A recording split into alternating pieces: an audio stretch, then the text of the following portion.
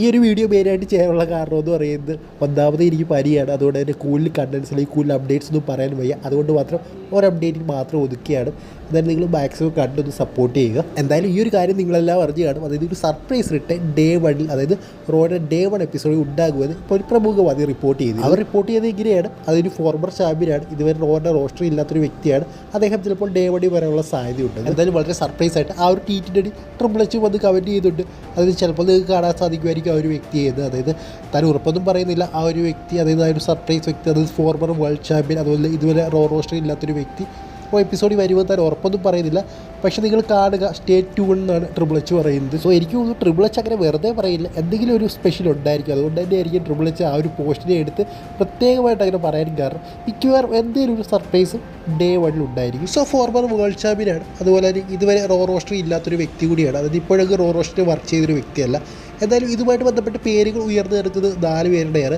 ഒന്നാമത്തെ പേരെന്ന് പറയുന്നത് ബ്രോക്ക് ലെസ്നർ, 2 ബിഗ്ഗി, ബത്തിസ്റ്റ, അതുപോലെ തന്നെ ഹൾക്ക് ഹോഗൻ. ഇതിൽ ആർക്കാണ് ഏറ്റവും കൂടുതൽ സാധ്യത ചോദിച്ചാൽ 4 പേർക്ക് നല്ല സാധ്യതയാണ്. ബത്തിസ്റ്റയുടെ കാര്യം നോക്കിയാൽ ബത്തിസ്റ്റ ട്രിപ്പിൾ എച്ചിൻ്റെ വളരെ അടുത്ത ഫ്രണ്ടാണ്. അതുപോലെ തന്നെ ബത്തിസ്റ്റയെ ഹോൾ ഓഫ് ഫെയിമിലേക്ക് ഇൻഡക്റ്റ് ചെയ്യുന്നു പറഞ്ഞു കേൾക്കുന്നുണ്ടായിരുന്നു.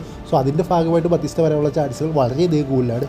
പിന്നെ ബിഗിയുടെ കാര്യം നോക്കിയാൽ ബിഗി കുറേ നാളുകൂടി ഇങ്ങനെ റിട്ടേൺ ചെയ്യുമെന്ന് പറഞ്ഞുകൊണ്ടേ ഇരിക്കുകയാണ്. അത് നമ്മൾ കേൾക്കുന്നുണ്ട്. അദ്ദേഹത്തിൻ്റെ ഇഞ്ചുറി ചെറുതായിട്ടൊക്കെ മാറിയിട്ടുണ്ട്, അല്ലെങ്കിൽ ഏതാണ്ടൊക്കെ ഫുള്ളി റിക്കവേർഡ് ആയിട്ടൊന്നും പറഞ്ഞു കേൾക്കുന്നുണ്ട്. സോ അദ്ദേഹത്തിൻ്റെ റിട്ടേൺ എപ്പോൾ വേണമെങ്കിലും പ്രതീക്ഷിക്കാം. നമ്മൾ കുറേ നാളുകൂടി കേൾക്കുന്ന ഒരു കാര്യമാണ്. സോ ബിഗിയുടെ സാധ്യതകളും വലിയ രീതിയിലുണ്ട്. പിന്നെ നമുക്കറിയാവുന്ന കാര്യമാണ്, ഇവിടെ വേറെ ആരെങ്കിലെങ്കിലും കുഴപ്പമില്ലത്. കോഫി ഇഷ്ടം മാറിയിരുന്നാലും സേവിയർ വുഡ്സ് മാറിയിരുന്നാലും കുഴപ്പമില്ല. പക്ഷേ ബിഗ്ഗി എന്ന് പറയുന്ന ന്യൂഡേയിൽ ഒരു വേറെ ലെവൽ സാന്നിധ്യമാണ്. എനിക്കൊന്ന് ബിഗ്ഗി അതൊന്ന് ന്യൂഡേ നട്ടെന്ന് തന്നെ നമുക്ക് വേണമെങ്കിൽ പറയാം. സോ ബിഗ്ഗി ഇല്ലാത്തതുകൊണ്ട് ന്യൂഡേ നമുക്ക് ചിന്തിക്കാൻ പോലും പറ്റുന്നില്ല. അതായത് കോഫി ഈസ്റ്റ് ഇല്ലാത്ത ന്യൂഡെ നമ്മൾ കണ്ടിട്ടുണ്ട്, സേവിയർ വുഡ്സ് ഇല്ലാത്ത ന്യൂഡെ നമ്മൾ കണ്ടിട്ടുണ്ട്. പക്ഷേ ബിഗ്ഗി ഇല്ലാത്ത വലിയൊരു തിരിച്ചടിയായിപ്പോയി ന്യൂഡേക്ക്. കാരണം ബിഗ്ഗിയെ സബ്സ്റ്റിറ്റ്യൂട്ട് ചെയ്യാൻ അവിടെ പറ്റുന്നേയില്ല. സോ ബിഗ്ഗിയുടെ റിട്ടേണുള്ള ചാൻസ് വളരെയധികം കൂടുതലാണ്. ഇനി നമ്മൾ നോക്കിക്കഴിഞ്ഞാൽ ബ്രോക്ക് ലെസ്നറാണ്. ബ്രോക്ക് ലെസ്നറിനും ഡേ 1 വരുമോ എന്ന് എനിക്ക് തോന്നുന്നില്ല. അദ്ദേഹത്തിന് റിട്ടേൺ നമ്മൾ വേറെ ഏതെങ്കിലും രീതിയിലൊക്കെ ആയിരിക്കും പ്ലാൻ ചെയ്ത് വെക്കുന്നത്. അല്ലെങ്കിൽ റസൽമേനിയയ്ക്ക് 1-2 ആഴ്ചയ്ക്ക് മുമ്പേ, അല്ലെങ്കിൽ റോയൽ റംബിൾ, അതായത് റോയൽ റംബിൾ മാച്ചിലൊക്കെ ആയിരിക്കും റിട്ടേൺ പ്ലാൻ ചെയ്ത്. എനിക്ക് ബ്രോക്ക് ലെസ്നർ വരുമോ എന്നുള്ള കാര്യം വലിയ സംശയമാണ്. എങ്കിൽ പോലും നമുക്ക് സാധ്യത തള്ളിക്കളയാൻ സാധിക്കില്ല. കാരണം കഴിഞ്ഞ ഡേ 1 എപ്പിസോഡ് ഉണ്ടായിരുന്നു, അത് കഴിഞ്ഞ വർഷം ഒരു ഡേ 1 എപ്പിസോഡ് ഉണ്ടായിരുന്നു പറഞ്ഞിരുന്നു.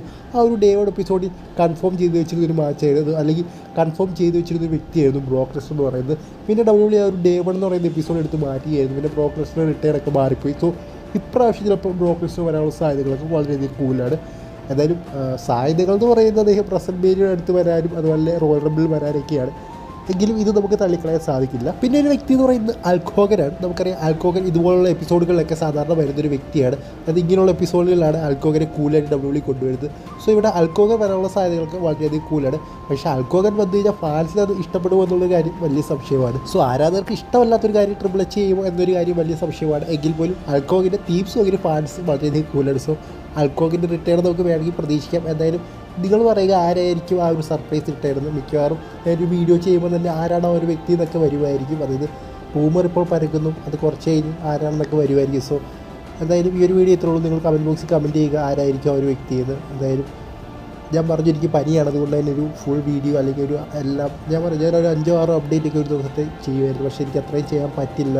ഭയങ്കര ഒരു ബാഡ് കണ്ടീഷനിലാണ്, പനിയാണ്. സോ അതുകൊണ്ടാണ് ചെയ്യാത്തത്. സോ എല്ലാവരും ക്ഷമിക്കുക. എന്നാലും ഈ ഒരു വീഡിയോ ഇത്രയുള്ളൂ. നിങ്ങൾക്ക് ഇഷ്ടപ്പെടുന്ന വീഡിയോ ഇഷ്ടപ്പെട്ടാൽ തീർച്ചയായിട്ടും ലൈക്ക്, സബ്സ്ക്രൈബ് ഒക്കെ ചെയ്യുക. അടുത്ത വീഡിയോ കാണുന്നവരെ ബൈ.